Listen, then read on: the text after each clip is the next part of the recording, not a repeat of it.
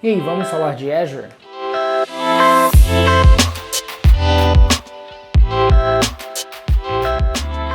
Bem, agora eu quero tocar no Azure HD Insight. Por mais que muita gente às vezes não ache que esse é o melhor produto de Big Data, mas às vezes é muito fácil olhar para isso porque nós estamos em 2022. Mas se a gente olhar lá em meados de 2014, onde isso realmente começou, é realmente um produto groundbreaking. Por quê?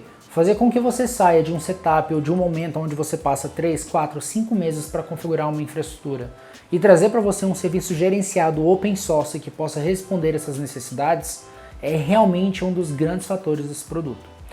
Como eu disse anteriormente lá no início da nossa série, a ideia do HD Insight é fazer com que você tenha um time to market muito rápido, com que você não precise se preocupar com a administração, instalação e configuração de clusters de Big Data.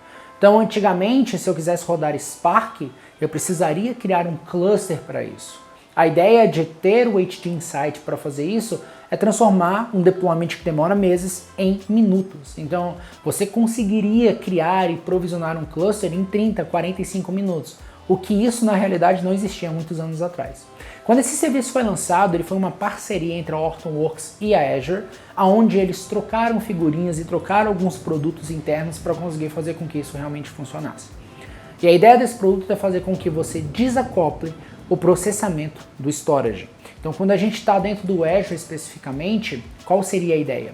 Você tem a integração do HD Insight com o Azure Data Lake, o Azure Data Lake Storage Gen 2, ou the Azure Blob Storage, o que você quiser. E o que você consegue é consultar essas informações dentro do Lake, trazer para o seu cluster, que normalmente a gente chama de cluster efêmero, porque ele vai ficar acordado não 24/7. A grande mágica é você fazer com que esse cluster ele seja provisionado on demand e após a execução de qualquer pipeline que você faça, ele seja removido.